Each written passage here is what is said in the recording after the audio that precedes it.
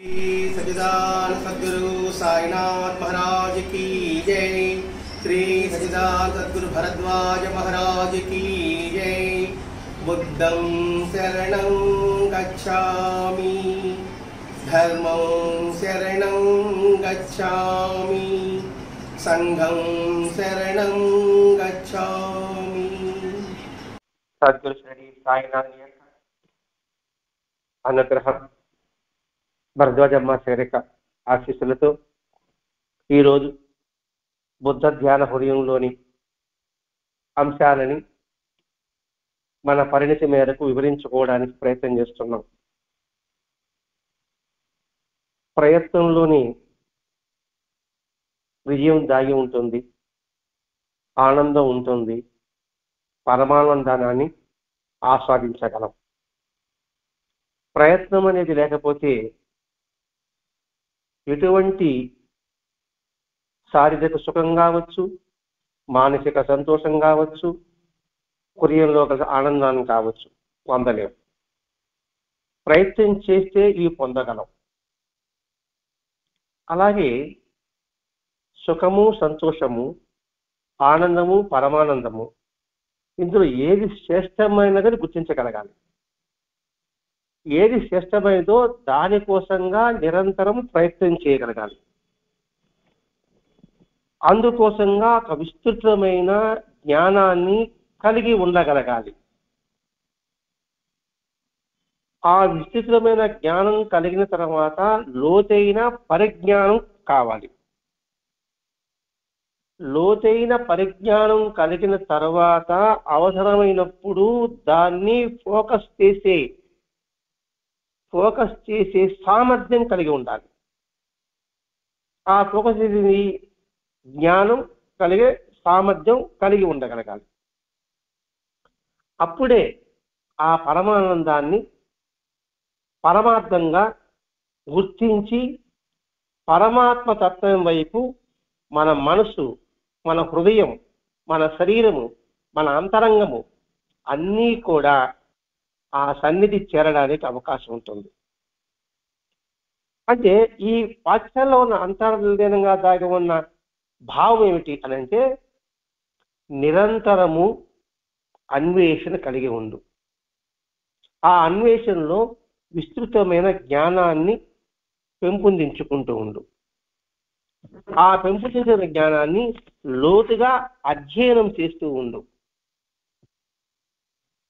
అది చాలా డెప్త్గా వెళ్ళాలి. చాలా లోతుగా వెళ్ళగలిగితేనే తప్ప అందులోని విషయం మనకి అర్థం కాదు, అవగాహన కూడా కాదు. సముద్రంలో ముత్యాలు కావాలంటే మనం లోతుగా సముద్రం లోపలికి వెళ్ళాల్సిందే. అందుకు ఇక్కడ మహర్షి గారు మనకి బుద్ధ ధ్యాన హృదయం గ్రంథం ద్వారా ఎంతగా విషయాన్ని కలెక్ట్ చేశారు. ఆ విషయంలో ఉన్న జ్ఞానాన్ని తను పొందాడు. పొందడంతోనే అది ఎంజాయ్, ఆనందమయంగా ఉంది. ఆ ఆనందమయాన్ని తన అలవాటుగా మార్చుకున్నాడు, హ్యాబిట్ చేసుకున్నాడు. అంటే ఒక గ్రంథం రాయాలంటే ఎంతగా మనం విషయ సేకరణ చేయగలగాలి. ఆ విషయ సేకరణలో ఎంతో ఆనందం ఉంటుంది. ఆ విషయ సేకరణ అనేది మన అలవాటుగా మార్చుకోగలగాలి. ఎందుకు ఈ ఇంట్రడక్షన్గా మనం వివరించుకుంటున్నామంటే, ఈరోజు అధ్యాయంలో శరీర అంతర్భాగాల ధ్యానము అని చెప్పబడి ఉంది.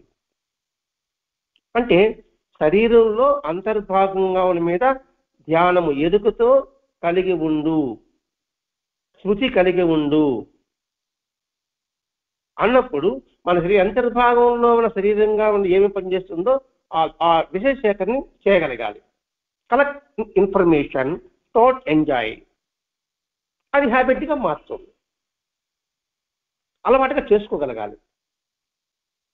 ఆ అలవాటును అభ్యాసం చేసుకోగలగాలి. ఇంతటి విధానం ఉంది కాబట్టి మహర్షి గారు అనుక్షణము నిరంతరము బాహ్యంగా అంతరంగికంగా ఎరుకతో స్థుతిలో ఉండు.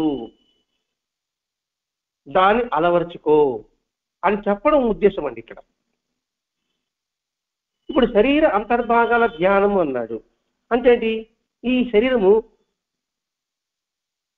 బాహ్యంగా చూస్తే అనేక అంగాలతో ఇమ్మడబడి ఉంది, కానీ లోతుగా చూస్తే దాని మీద చర్మం కప్పబడి ఉంది. చర్మం చేత కప్పబడిన ఆకాశములైన అంతర్భాగాల గురించి శృతి చెయ్యి అంటే ఈ తోలు చిత్తి, ఈ చిత్తిలో ఏమేమి ఉంది, దాని యొక్క నిజస్వరూపం ఏమిటి అని స్మరించు, స్మరణలోకి తెచ్చుకుంటే ఏమవుతుందంటే ఈ శరీరం అనేది వస్తిత్వంతో కూడిన ఒకే వస్తువు అన్న భ్రాంతి తిరిగిపోతుంది. వ్యష్టిత్వము అన్నాడండి. వ్యష్టిత్వము అన్నాడు అంటే వ్యష్టిత్వము అంటే ఒంటరి, అంటే ఈ శరీరమే ఒకటి అనే భావన. సమిష్టి అనే పదం ఉండదు, వ్యష్టి అనే పదం ఉంటుంది ఇక్కడ. అంటే ఏంటి? ఈ శరీరమే అందమైనది అనే భ్రాంతి కలుగుతుంది. ఈ శరీరం చర్మం మాంసములతో కప్పబడిన అస్థిపంజరంగా గుర్తించగలగాలి. ఈ రక్త మాంసంతో కూడినది చిత్ర విచిత్రమైన ఆకృతులు గల వివిధ రూపాలు అని గుర్తించగలగాలి. అలా గుర్తించగలిగితే ఈ శరీరమే నేననే భ్రమ తొలగిపోతుంది.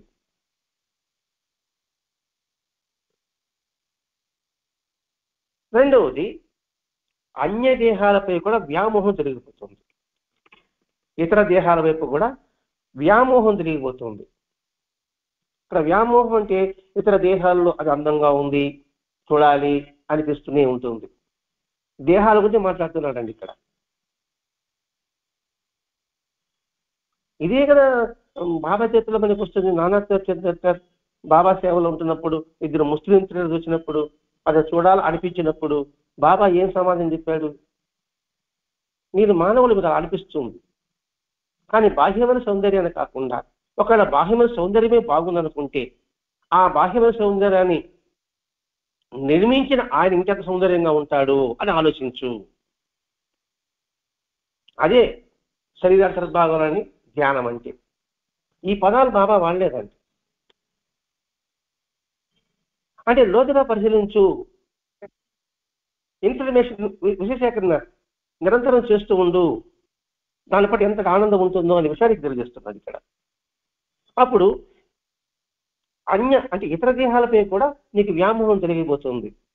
ఒరే, మన రక్త మాంసంతో కూడిన శరీరమే అది, మనలాంటి తోలిపిచ్చేది, కాకపోతే ఆకృతిలో మార్పు ఉంది. కానీ ఆకృతిలో మార్పు ఉన్నప్పటికీ కూడా అందులో ఉన్న విషయం ఒకటే కదా, వస్తువు ఒకటే కదా. రక్తము, మాంసము, చీము, నెత్తురివే కదా. బంగారు పాత్రలో ఉండేది పాయసమే, వెండి పాత్రలో ఉండేది పాయసమే, అల్యూమినియం పాత్రలో ఉండేది పాయసమే, మట్టికుండ ఉండేది పాయసమే. నీకు పాయసం కావాలా? బంగారు పాత్ర, మట్టి పాత్ర ఎవరు తింటాం, సాగుతాం మనం. కాబట్టి అన్ని దేహాల్లో ఉన్న ఆ తత్వాన్ని నిరంతరం గుర్తిస్తూ ఉండు. ఆ తత్వమే పానం చేసుకుంటూనే తాగుతూ ఉండు. అంటే అంతటా భగవంతుని తత్వమే, నాలో ఉన్న తత్వమే అందులో కూడా వాళ్ళలో కూడా ఉందనే భావన ఉన్నప్పుడు వాటి పట్ల వ్యామోహం తిరిగిపోతుంది.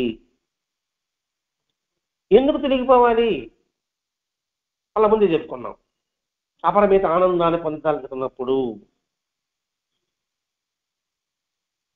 ఈ శరీరమే భ్రాంతి అని తొలగించుకోవడానికి.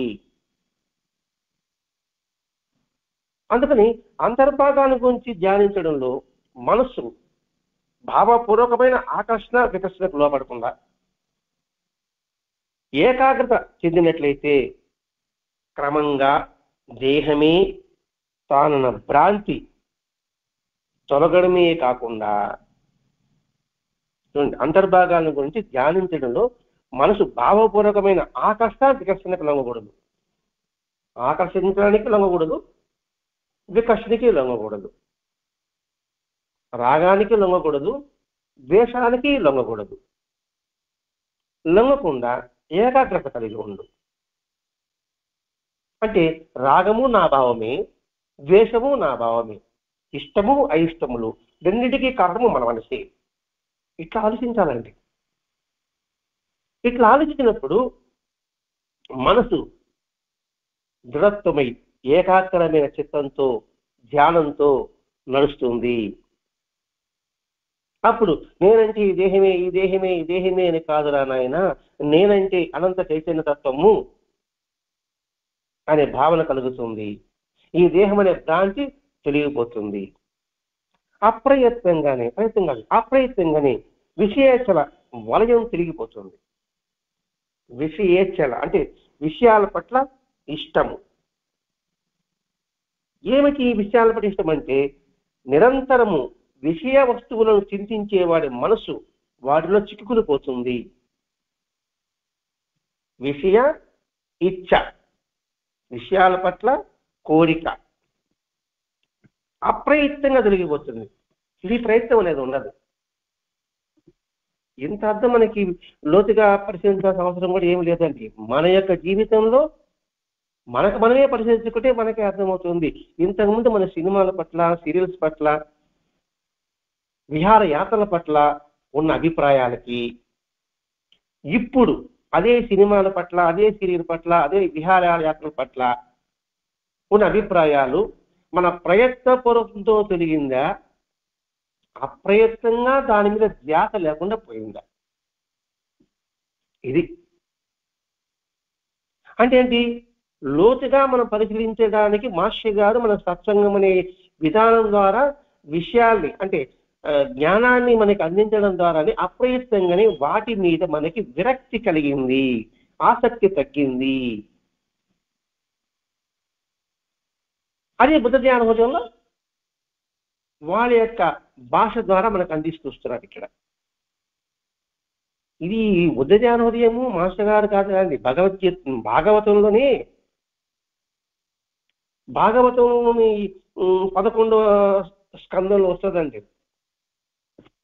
11వ స్కందంలో 17వ శ్లోకంలో విషయాన్ ధ్యాయత చిత్తం విషయేషు విసజ్ఞతే మా మనుష్య స్మరత చిత్తం మయేవ ప్రవిలీయతే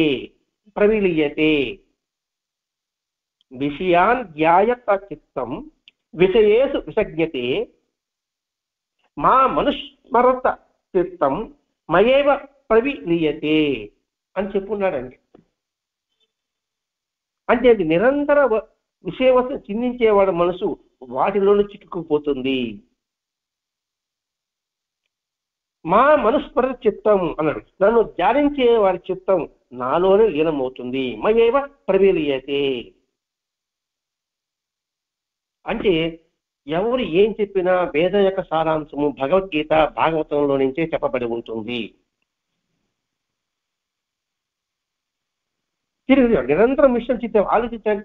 ఒకే దాని పడుకునేటప్పుడు ఏదో టీవీనో ఏదో కష్టం చదువుకుంటున్నాం అనుకోండి, అందులోనే మనం చిక్కిపోతాం. మన మనసంతా కూడా ఆ భావంతోనే ఆ కళ్ళతోనే ఉంటుంది, ఆ కలతతోనే ఉంటుంది.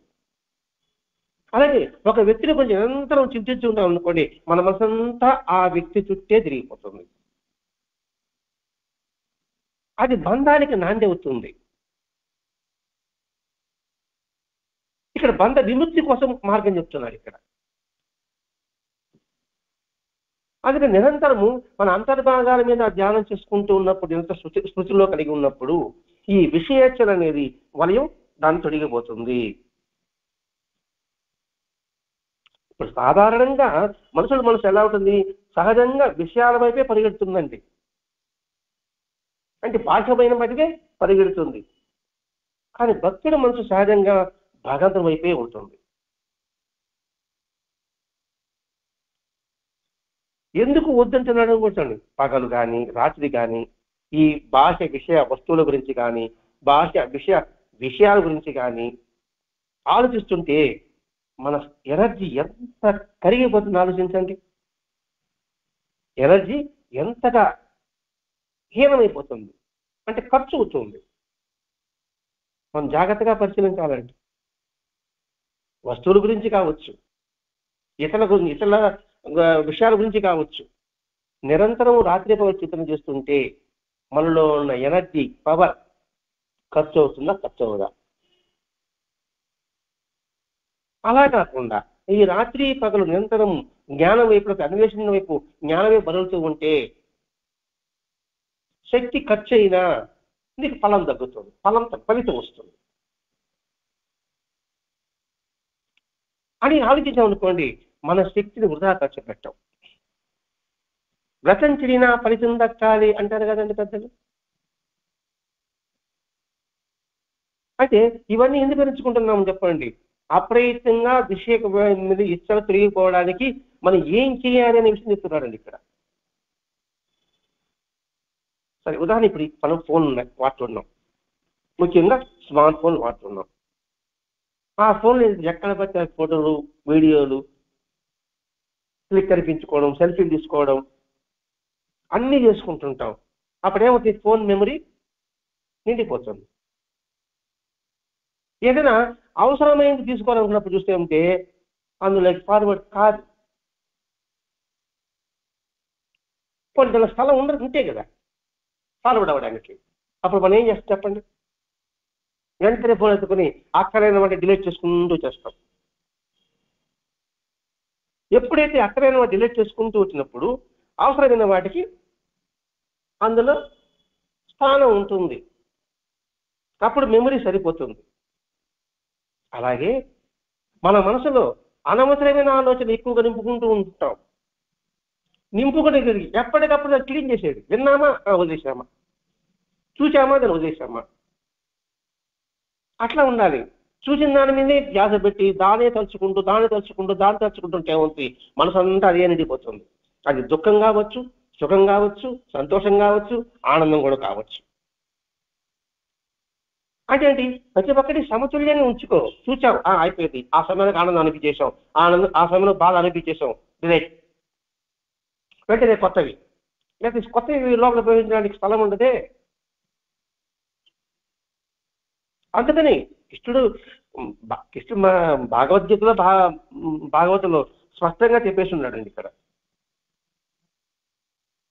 అది ఎట్లా ఉండాలంటే కళలో చూసినట్టుగా ఉండాలట. కళ్ళలో చూస్తాం, ఆ కళలో చూసినన్ని మనం గట్టిగా మనం మెలకువచ్చిన తర్వాత దాన్ని తలుచుకుంటూ కూర్చుంటామండి. ఇక్కడ ఆలోచించాలి మనం. ఇక్కడ మన మాస్టర్ గారు మనం ఆలోచింపు చేస్తున్నాండి ఇక్కడ. అదే విస్తృతమైన జ్ఞానం కలిగి ఉండు అని చెప్పడం ఉద్దేశం.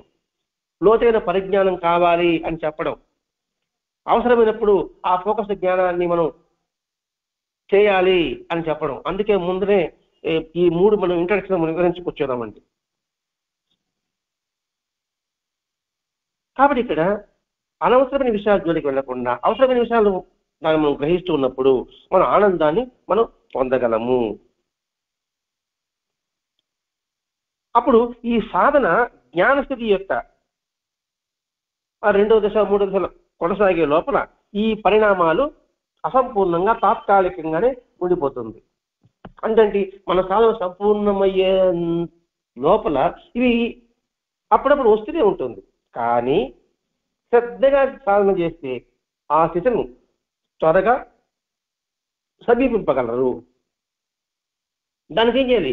సులువెరిగి తేలికగా త్వరితంగా మనసుని ఆ స్థితికి చిన్నించగలగడం, శరీరంపై వ్యామోహాన్ని పెరగకుండా విషయాన్ని అరికట్టడానికి ఉపకరిస్తుంది. ఏది? శ్రద్ధగా సాధన చేస్తే సులువెరిగి తేలికగా అందులోని ఉపాయంగా మనం తొలగించుకునే ప్రయత్నం చేయగలిగితే వ్యామోహం పెరగకుండా విషయకల్పాన్ని అరికట్టడానికి ఉపకరిస్తుంది. కాబట్టి ఇక్కడ ఏం చెప్పాడు? శ్రద్ధావాన్ లభతే జ్ఞానం. నీకు శ్రద్ధ లేకుండా నాకు జ్ఞానం కావాలి, తెలివి కావాలి, ఆనందం కావాలి, నేను ముక్తి కావాలి, నాకు మోక్షం కావాలి, సాధనలోని పరిపక్వత చెందాలి అనే మాటలతో అనుకున్న వల్ల నిష్ప్రయోజనం ఉంటుంది. ఈ సాధనలో శరీరంపై గల వ్యామోహాన్ని అరికట్టడానికి దాని పట్ల జుగుప్సును కలిగించుకునే యత్నం అవసరం లేదు. సాధన చేయాలనుకునే దాని మీద అసహ్యత వద్దు. ఇక్కడ కేవలం వ్యామోహం వదలమంటున్నాడండి ఇక్కడ. తద్వారా యథార్థ తత్వాన్ని గుర్తించడానికి నువ్వు ప్రయత్నించమంటున్నాడు. అంతేగాని మా ఈ శరీరంలో రక్త మాంసం ఇది జుగుప్స ఎట్లా ఉండేది, ఈ సమాజంలో భార్య పిల్లలు భర్త ఇంతమంది ఉన్నప్పటికీ జుగుప్స చెప్పాడు కదా, కాబట్టి దాన్ని వదిలేయాలి, జుగుప్స కలిగి ఉండాలి అని చెప్పడం లేదండి. ఇక్కడ జాగ్రత్త గమనించాలి. ఇక్కడ దాని పట్ల వ్యామోహం, కేవలం వ్యామోహం నుండి తొలగించుకోవడానికి ప్రయత్నం చేస్తున్నాడు. మోహాన్ని తొలగించుకోవడానికి ప్రయత్నం చేయలేదండి. ఇక్కడ మోహం ఉండాలి. మోహం లేకపోతే సమాజంలో ఎలా ఉండగలం మనం? బిడ్డ మీద మోహం ఉండాలి, భార్య మీద మోహం ఉండాలి, భర్త మీద మోహం ఉండాలి, వస్తువుల మీద మోహం ఉండాలి, బతకాలనే మోహం ఉండాలి, వ్యామోహం ఉండకూడదు చెప్పాడు. ఇక్కడ వ్యామోహం చెప్పేసి అన్నిటి పట్ల మనం ఛేదించుకుంటూ దానికి దూరంగా ఉండమని చెప్పడం లేదండి. ఇక్కడ ఇది మనం జాగ్రత్తగా గమనించాలి. వీరేంద్ర ఇక్కడ విరక్తి బోధిస్తున్నాడే, వైరాగ్యాన్ని అనే ఉండమంటున్నాడే అని కాదండి ఇక్కడ. ఎందుకంటే ఈ ఆధునిక జీవన కాలంలో చూడండి, మన కోరిక రెచ్చగొట్టే వస్తువులు కనబడుతున్నాయి, వ్యక్తులు కనబడుతున్నాయి, విషయాలు కనబడుతున్నాయి, ప్రదేశాలు కనబడుతున్నాయి. ఈ నగర జీవనంలో ఈ మోడర్న్ కల్చర్ అని మనం పదం వాడుతున్నాము. ఇక్కడ అది సినిమాలు కావచ్చు, సీరియల్స్ కావచ్చు, సాహిత్యం కావచ్చు, కళ కావచ్చు, అడ్వర్టైజ్మెంట్ బోర్డులు కావచ్చు, న్యూస్ పేపర్లో ఉన్న పత్రిక ముఖ చిత్రాలు కావచ్చు, ఇవన్నీ కూడా మనల్ని రెచ్చగొట్టే శక్తులు ప్రేరేపిస్తాయండి. అంటే ఎమోషన్ కలిగిస్తుంది, ఉద్రేకం కలిగిస్తుంది. ఎందుకు హైవేలంతా కూడా పెద్ద పెద్ద కటౌట్లు, బోర్డులు, అడ్వర్టైజ్మెంట్ పెట్టకూడదు ఎందుకు చెప్తారు? ఆ అడ్వర్టైజ్మెంట్లో చేస్తారు, దాన్ని చూస్తూ ఈ డ్రైవింగ్ మిస్ అవుతుంది. ఇప్పుడు చూడండి, మనం ఒక పేస్ట్ వాడుతుంటాం, లేకపోతే ఒక బూస్ట్ వాడుతుంటాం, ఒక టీ పొడి వాడుతుంటాం, కానీ అడ్వర్టైజ్మెంట్ చూడండి మన యొక్క ఇష్టాన్ని కూడా వదులుకొని ఇంకో దాని మీద పరిగెడుతున్నాం. అంటే వాటి వల్ల ఏది వాస్తవం తెలుసుకోలేకపోతున్నాం. అది మన మనసును రెచ్చగొడుతుంటుంది, ప్రేరేపిస్తుంటుంది. అందుకే చూడండి, ఒక వస్తువు మార్కెట్లో బాగా కావాలంటే పిల్లలను పెడతాడు టీవీ అడ్వర్టైజ్మెంట్లో. పిల్లలు త్వరగా దాని పట్ల ఆకర్షితులవుతారు. ఇది నిత్యం మనకి తారతేరు కనిపిస్తూ ఉండడం వల్లనే మనసు మీద వివిధ స్థాయిలలో వీటి ప్రభావం మేల్కొని ఎవరు గుర్తించలేనంత లోతుగా నైతికంగా, మానసికంగా, మనస్తత్వంతో వికారం అంటే పతనం అవుతున్నారండి. ఇంతకుముందు చిన్నపిల్లల్ని విలన్గా పెట్టి సీరియల్ తీశారు, దాన్ని బ్యాన్ చేశారు. ఇప్పుడు చిన్నపిల్లలకి మనం తుపాకులు ఇస్తుంటాం, తుపాకులు కొనిస్తుంటాం. అంటే ఏంటి? ఆ తుపాకీ దాని బట్టి ఏంటి? క్రౌర్యం, హింస అనే భావం వాడి పెంపు చేస్తున్నాం. ఆ తుపాకీ కాకుండా వాడి విజ్ఞానపరంగా వచ్చే వస్తువులు సేకరించి ఇవ్వండి, ఎలా ఉంటుంది వాడి యొక్క పరిస్థితి అని చెప్పడం ఉద్దేశం అండి ఇక్కడ. ఇప్పుడు భక్తి అనేది ఏదో రక్తి అనే పదంలో జోడిస్తున్నారండి. భక్తి అనేది సోమరపోత అనే పదం జోడిస్తున్నారండి. భక్తి ఉంటే నేరాలు ఘోరాలు జరగవు. ఆ భక్తి యొక్క తత్వాన్ని చెప్తున్నాడు ఇక్కడ. భక్తి ఉంటే వ్యామోహం ఉండదు. భక్తి ఉంటే పర అనే పదం రాదు, అంటే పరతత్వం అనే భావం రాదు. అందుకని చిన్నపిల్లపటి నుంచి భక్తి నేర్పించండి చెప్పడం. అంటే ఇక్కడ భక్తి అంటే ప్రేమ, లేదా అభిమానము, లేదా అంకిత భావము, అంటే అందరి పట్ల ప్రేమ భావము, అందరి పట్ల మన వాళ్ళని అంకిత భావము, ఇది నేర్పడం. అంటే భక్తి అంటే దేవుడు ధనం పెట్టమని ఉద్దేశం కాదండి ఇక్కడ. సత్యాన్ని తెలపడము అని అర్థం అండి. లేకపోతే ఉంటుంది మనసు వికలమవుతుంది, మనిషి పతనం అవుతాడు, సమాజం చెడు బారిన పడిపోతుంది. వీటి ప్రభావం నుంచి మనిషి విముక్తి చెందాలి, ప్రతి వ్యక్తి చెందాలి. లేదా దృఢ నిశ్చితాంతం రక్షించుకోవాలి, సరే కాపాడుకోవాలి. అంటే బుల్లెట్ ప్రూఫ్ ధరించాలి. బుల్లెట్ ప్రూఫ్ ధరించాలనుకోండి, బయట నుంచి ఎటు వచ్చినప్పటికి కూడా ఈ దేహాన్ని ఈ మనసుని ఏమీ చేయలేదు. అందుకు దృఢ నిశ్చయంతో తనకు తాను రక్షించుకోవాలి. అందుకు శరీర అంతర్భాగ భావన ఎంతో ఉపకరిస్తుంది అని చెప్తున్నాడు ఇక్కడ. శరీర అంతర్భాగ భావన అంటే లోపల అంతర్భాగ వాటి గురించి నిరంతరము చింతన చేయన్నాడు. మనకి మాస్టర్ గారు ఏం చేశాడు, సత్సంగం అనే బుల్లెట్ ప్రూఫ్ ఇచ్చాడు మనకి. ఆ బుల్లెట్ ప్రూఫ్ సరిగా ఉండాలండి, నకిలీ ఉండకూడదు. మళ్ళా ఐషయమర్తో కూడి ఉండాలి. అటువంటి సత్సంగం బుల్లెట్ ప్రూఫ్ ధరించినప్పుడు మాత్రమే విషయవాంతనం మీద విముఖత కలుగుతుంది. అది బాహ్య విషయం కావచ్చు, బాహ్య వ్యక్తులు కావచ్చు, బాహ్య ప్రదేశాలు కూడా కావచ్చు. అది చూడండి, శరీర అంతర్భాగ ధ్యానం గురించి ఆలోచిస్తే ఎటువంటి ప్రయోజనం కలుగుతుందనే విషయాన్ని మాస్టర్ ఎంత వివరిస్తున్నారండి. ఇంకోటి, ఈ శరీరం 4 భూతాలతో చేయబడి ఉన్నది అనే విషయాన్ని గుర్తుపెట్టుకో, స్మరించు. పంచభూతాలు కదా, మరి 4 భూతాలు అంటారేంటి ఇక్కడ? పంచభూతాలు కలిసి శరీరము, 4 భూతాలతో చేయబడిన శరీరము. పంచభూతాలు నిండి ఉన్నది శరీరము. ఇక్కడ చేయబడిన పదం వాడాడండి. ఇక్కడ అంటే భూమి ఉంది, నీరు ఉంది, అగ్ని ఉంది, వాయువు ఉంది. వీటి ద్వారానే ఇది తయారు చేయబడింది. ఈ శరీరం తయారు చేయబడింది. ఈ శరీరంలో ఆకాశం ఉంది, శూన్యం ఉంది, కానీ చేయబడింది ఏంటి? ఈ భూమితో, నీరుతో, గాలితో, అగ్నితో, ఈ 4 మిశ్రమమే ఈ శరీరం. ఇందులో ఆకాశం త్వరబడింది. అందుకే 4 భూతాలను రాశాడండి ఇక్కడ. పంచభూతాలు కదా అంటే అందుకే ఈ శరీరం 4 భూతాలతో చేయబడి ఉంది అనే విషయాన్ని మనం ధ్యానిస్తే సృష్టిలో ప్రతి ఒక్క జడమైన వస్తువులు కావచ్చు, సజీవమైన వస్తువులు కావచ్చు, అన్నీ కూడా వీటితో చేయబడి ఉన్నాయని ధ్యాస గుర్తింపు మనకు కలుగుతుంది. అప్పుడు ఏమవుతుంది? ఈ శరీరము వ్యక్తిత్వ రహితము, వ్యక్తిత్వం లేనిది, అంటే తన సొంత అభిప్రాయాలు లేనిది ఈ శరీరం అండి. శరీరం తన సొంతంగా నిర్మించుకోలేనిది. కాబట్టి ఈ 4 యొక్క స్వరూపం ఈ శరీరం చేయబడింది. అలాగే ఈ 4తోనే అన్ని జడమైన వస్తువులు, సజీవమైన వస్తువులు, సజీవ నిర్జీవ వస్తువులు అన్నీ కూడా అందులో చేయబడి ఉంది. ఆ 4తోనే చేయబడి ఉంది. అది రాయి కావచ్చు, కొండ కావచ్చు, కోన కావచ్చు, ప్రతి ఒక్కటండి, చెట్టు, పుట్ట అన్నీ కూడా సరే ఈ 4 మిళితమై ఉంటుంది. అప్పుడు అలా భావించినట్టు ఏమవుతుంది?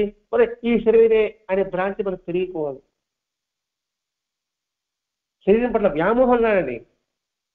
ఎందుకు వ్యామోహం ఏమవుతుంది? ఈ శరీరం శాశ్వతము అనే భావనతో ఈ శరీరాన్ని పోషిస్తున్నాం, ఈ శరీరాన్ని అందంగా ఉంచుకోవడానికి ప్రయత్నం చేస్తున్నాం. ఆ అందంగా ప్రయత్నానికి ఎంత పైకం వెచ్చిస్తున్నాం? ఒక్కొక్కరు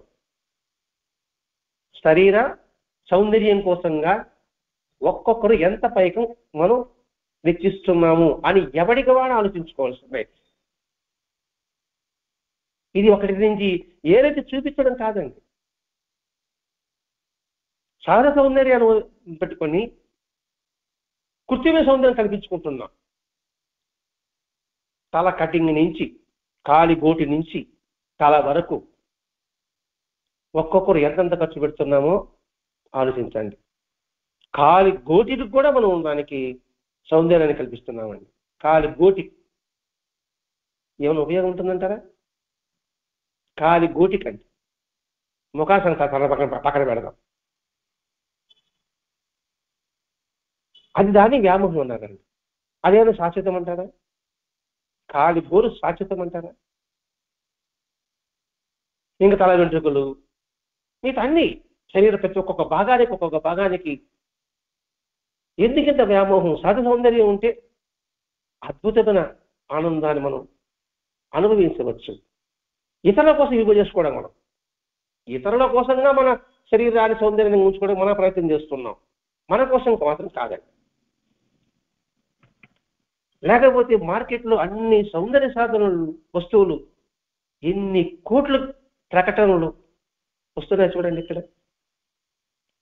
అదే నీకు శరీర అంతర్భాగంలో ధ్యానం అంటే, ఒరే ఈ రక్తభాగం చూసి దానికి ఎంత నువ్వు అలంకరణ చేసుకుంటున్నావు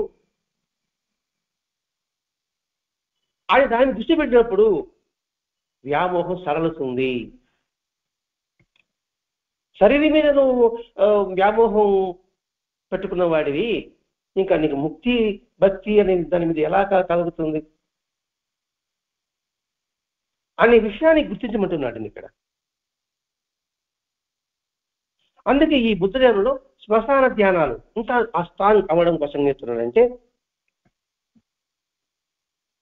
ధ్యానానికి బాహ్యంగా అయితే ఎప్పుడప్పుడు చూస్తున్నాం, మరి ఇటు అవకాశం లేకపోయినప్పటికీ తామే స్పష్టంగా భావించవచ్చు. ఎట్లా? ముత కలేబరాన్ని ధ్యానించడం అంటే చనిపోయిన వారి గురించి చూడడం. అప్పుడేమిస్తుంది, ఈ శరీరం అశాశ్వతం రాదా, ఆయన ఇంద్రియాలు ఉంటారు కదండి, అంటే ఇంద్రియాలకు వశమైన ఉంటారు కదండి. ఉన్నప్పుడు అవి చూసినప్పుడు ఆ భ్రాంతి తెలియపోతుంది. అలా చేస్తే ఈ శరీరం పట్ల వ్యామోహం ఉండదు. ఈ శరీరంలో జీవం ఉన్నప్పుడే, ఇప్పుడు నాకన్నా శరీరంలో జీవం ఉన్నప్పుడే నేను అన్న అంటే పలుకుతాను, నాన్న అంటే పలుకుతాను, తాతయ్య అంటే పలుకుతాను. మరి నాలో జీవం పోయిన తర్వాత నన్ను పలకరించే వాళ్ళు ఎవరు ఉంటారండి? వాళ్ళ పలకగా నేను పలకగలుగుతానండి? అది ఆలోచించినప్పుడు అనుకోండి, మరి ఈ శరీరం పట్ల వ్యామోహం పక్కన పెట్టరా ఆయన, ఎంత మేరకు అవసరమో అంత మేరకు ఉంచుకో అని కలిగిస్తుంది శరీర అంతర్భాగాల ధ్యానము అనే విషయం చెప్తున్నాడండి ఇక్కడ. అందుకు కొంచెం చూడండి, శ్మశానాలు సాధన చేస్తారు. వాడు ఏదో తంత్రకుడు మంత్రికుడు అనుకుంటారు. వాడు సాత్విక ధ్యాసలో స్థితిలో ఉన్న వాళ్ళు కూడా శ్మశానంలో పోయి ధ్యానం చేస్తుంటారు. ఎందుకంటే ఆ శ్మశానంలో ఆ మృత కళేబరాలు ఇవన్నీ చూస్తూ, పురీలు ఎముకలు చూస్తూ తనలో ఇంద్రియ నిగ్రహం పెంపొందించడం కోసంగా. అంటే ఒకవాడికి మనసు నిలవదండి, నిలవదప్పుడు ఏం చేస్తాడు వాడు? వాడు ప్రయత్నపూర్వకంగా దాన్ని జయించాడు వాడు. అలా చూస్తూ చూస్తూ ఉంటే తనకున్న బలహీనత తిరిగిపోతుందని భావన. అందుకే టిబెట్లో నేపాల్లో బుద్ధుడిద్దరే కూర్చొని చుట్టకాలుస్తున్నప్పుడు ఏంటి అలా చేస్తున్నారు అన్నప్పుడు, ఆ ఎదురుగా చేస్తే మా బలహీనత త్వరగా తిరిగిపోతుంది, ఆ ఎదురుగా చూస్తున్నాడు అనే భావనతో అని అంటారు కదండి వాళ్ళు. అందుకోసం ముత కళేబరాలు పొద్దుకొచ్చి వాళ్ళు ధ్యానం చేయడం. అలాగే ఏనాటికైనా మనం కూడా ఇలా శవంలాగా తయారవుతారనైనా, కాబట్టి మంచిగా బతుకుతాం, మంచిగా జీవిస్తాం, మంచిగా నడుస్తాం. ఇవన్నీ సాధనలకు భాగాలండి. ఉన్నతమైన సాధన చేసుకోవడం కోసంగా ఉపయోగించే విధానం ఇది. రేపు మనం ఈ పక్షులకి పురుగులకి 4 భూతాలుగా మార్పు చెందుతున్న ఈ దేహం తనదైన భ్రాంతి పెంచుకుంటున్నాం. అది ఎంత అవివేకం మనకు తెలుస్తుంది ఇలా ధ్యానం చేయడం వల్ల. అప్పుడు శరీరం తాను కాదని వ్యక్తిత్వ రహితమైన తెలియడం వల్ల ఈ శరీరం పట్ల తాదాత్మ్యము, మోహము, వ్యామోహము తొలగిపోతుంది. అదే నిజమైన తపస్సు అంటాడండి. ఈ విషయం కూడా యోగ వాసిష్ఠంలో చెప్తాడండి. ఎవరికి? శ్రీరామచంద్రుడికి. ఈ ఆయేషుడు ఇంతకు చెప్పుకున్నాం, వ్యామోహం అరికట్టడానికి జుగుప్స కలిగించుకోవాల్సిన అవసరం లేదని. కేవలం వ్యామోహం నుండి బయటపడమని చెప్పాడని మనం చెప్పుకున్నాం. ఇక్కడ శ్రీరామచంద్రుడు జుగుప్స కలిగించుకున్నాడు. ఏంటబ్బా ఈ రాజ్యము, ఈ ప్రజలు ఇవన్నీ వద్దు, నేను అడిగి గెలిపి ధ్యానం చేసుకుంటాను అన్నప్పుడు యోగ వాసిష్ఠంలో వశిష్ఠ మహర్షి శ్రీరామచంద్రుడికి ఆధ్యాత్మిక రహస్యంలో తెలియజేశాడండి. ఆత్మజ్ఞానం ఎలా పొందాలో అని చిన్న ఉదాహరణ కథ ద్వారా తెలియజేశాడండి.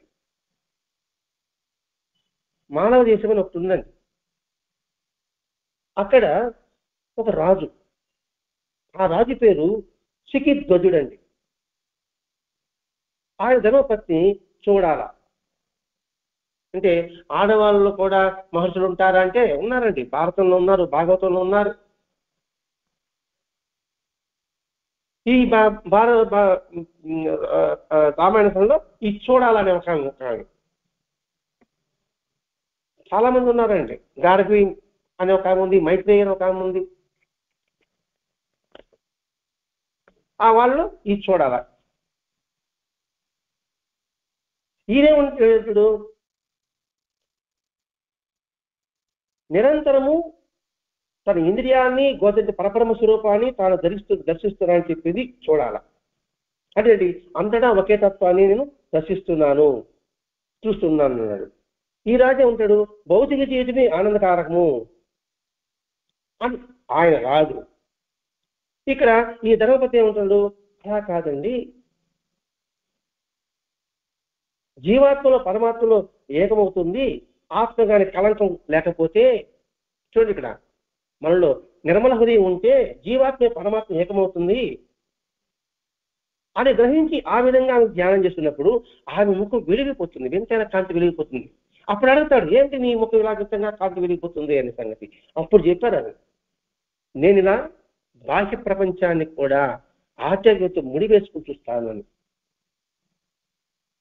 అన్నప్పుడు అయ్యి అట్టయితే నేను రాజు వదిలేస్తాను, వెళ్ళి అడవికి వెళ్ళిపోతాను అని అడవికి వెళ్ళిపోతాడు. అప్పుడు అడవికి వెళ్ళిపోతాను వీడేం చేస్తానని చెప్పేసి ఈమెం చేసింది, ఒక అదృశ్యమైన రూపం ధరించి ఆమె జ్ఞానం కలిగించాలి కదా. నిజమైన వైరాగ్యం ఈ శరీరాన్ని వదిలిపెట్టడము, మనసును వదిలేయడము, సంసారం వదిలేయడం కాదురా, మనసులోని అహంకారాన్ని, కోరికలని వదిలేయడము, అదే నిజమైన మోక్షము. తపస్సు మనసులో ఉండాలి కానీ బయట కాదు అని నిజాన్ని అర్థం చేసే విధంగా ఆమె వేరొక రూపంలో వెళ్ళి ఆ అడవిలో వాడు చెప్తుంది. తన ధనపతి తెలియదు. ఆ తర్వాత ఆమె నమస్కారం పెట్టినప్పటికీ అప్పుడు మళ్ళీ ఆమె మామూలు రూపంలో వస్తుందన్నమాట. అప్పుడు చెప్తే నిజమైన జ్ఞానంతో రాజ్యంలోకి తిరిగి వచ్చేటప్పుడు ఈ విషయం రాముడికి వశిష్ఠుడు చెప్పాడు. ఎందుకు ఈ కథ మనం వివరించుకుంటున్నాం అంటే, మోక్షం అంటే జీవితాన్ని వదిలేయడం కాదు, బ్రహ్మాన్ని గ్రహించడం. జీవించున్నప్పుడే మోక్షాన్ని సాధించడమే జీవన్ముక్తి.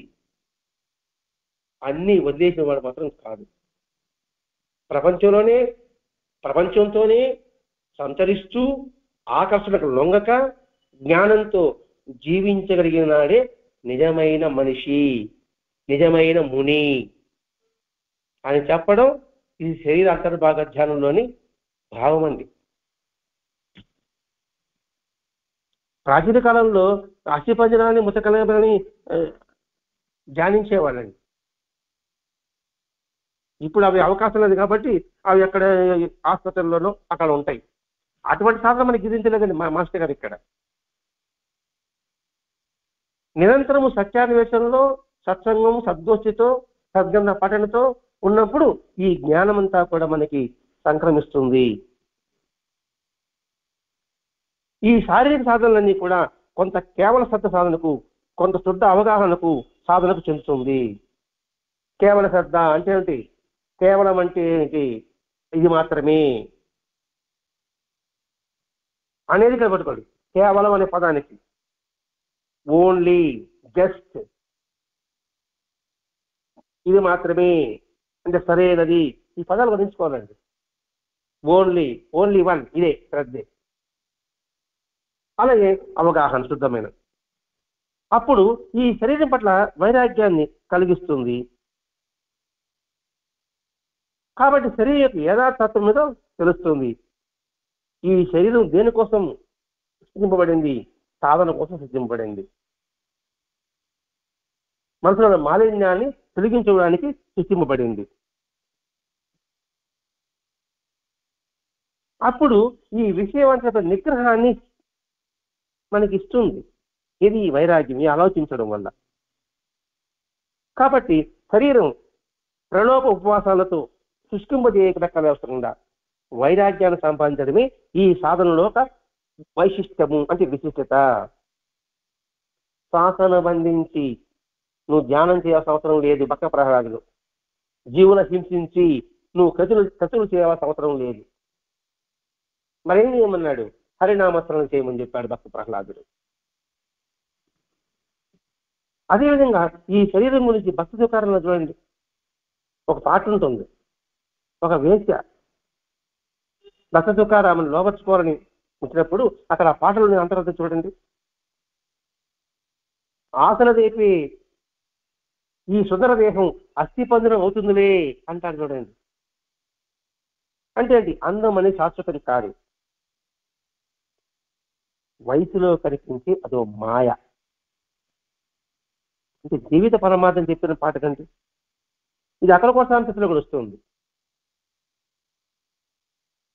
రాజ్యాధికారం ఆయన పట్ల గెలవలేకపోయింది.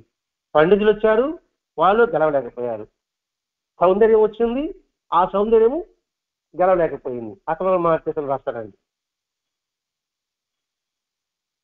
కాబట్టి ఆ భక్త తుకారంలో పాట కావచ్చు, భక్త ప్రహ్లాదుల పాట కావచ్చు, మానవుని యొక్క విలువలని మనకు బోధిస్తుంది.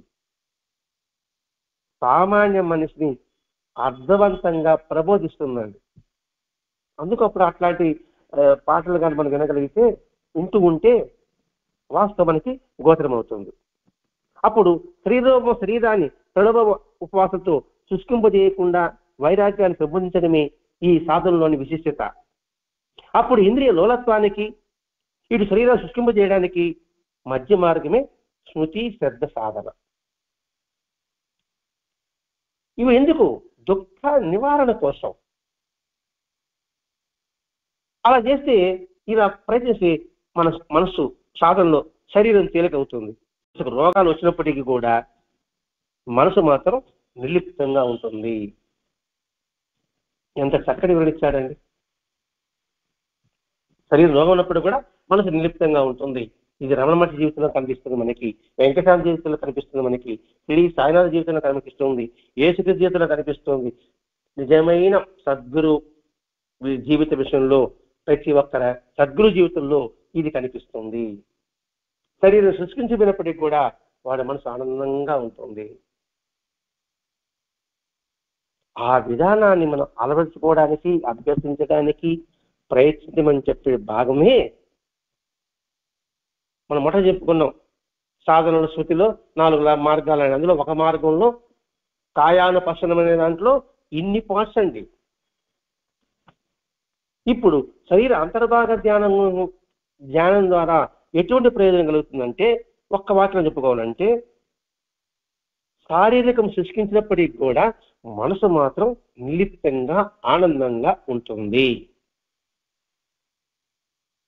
ఇక్కడ వయస్సుకి వృద్ధి, శరీరానికి క్షీణత, కానీ మనసుకు మాత్రం క్షీణత అనేది ఉండదు. మనసు ఎప్పుడు వృద్ధిలోనే ఉంటుంది, ఉన్నతమైన స్థానంలోనే ఉంటుంది. అందుకోసంగా నిరంతరము మనం చేయవలసింది ఒకటే, కలెక్ట్ ఇన్ఫర్మేషన్, థాట్ ఎంజాయ్. దాన్ని హ్యాబిట్గా చేసుకో. విస్తృతిలో గల జ్ఞానం కలిగి ఉండు, లోతైన పరిజ్ఞానం తెచ్చుకో. అవసరమైనప్పుడు ఆ పరిజ్ఞానాన్ని, ఆ జ్ఞానాన్ని ఫోకస్ చేయి. అప్పుడేమవుతుందంటే సృష్టి అంతా కూడా ఒకే తత్వం, ఒకే చైతన్యం, ఒకే భగవద్స్థితి మనకు కనిపిస్తుంది. నువ్వు ఏది చూసినా, ఏ మాట విన్నా, ఏదైనా సరే ఆ విషయం తెలియజెప్పేదే ఈరోజు మనకు మాస్టర్ గారు ఈ శరీర అంతర్భాగాల ధ్యానం గురించి మనకు చక్కటి వివరణ ఇచ్చారు. దీన్ని పదే పదే స్మృతి పదంలో మనం ప్రయాణం సాగించాలి. ఎరుకలో విస్మరించకుండా స్మరించుకుంటూ మన జీవనయానం సాగిస్తే మానసిక సంతృప్తి, మానసిక ఆనందము, మనోధైర్యము, మనో వికాసము కలుగుతుంది అని తెలియజెప్పేదే ఈరోజు సత్సంగ ప్రయోజనం. స్వస్తి. सच्चिदानंद सद्गुरु साईनाथ महाराज की जय। श्री सच्चिदानंद सद्गुरु भरद्वाज महाराज की जय। बुद्धं शरणं गच्छामि धर्मं शरणं गच्छामि संघं शरणं गच्छामि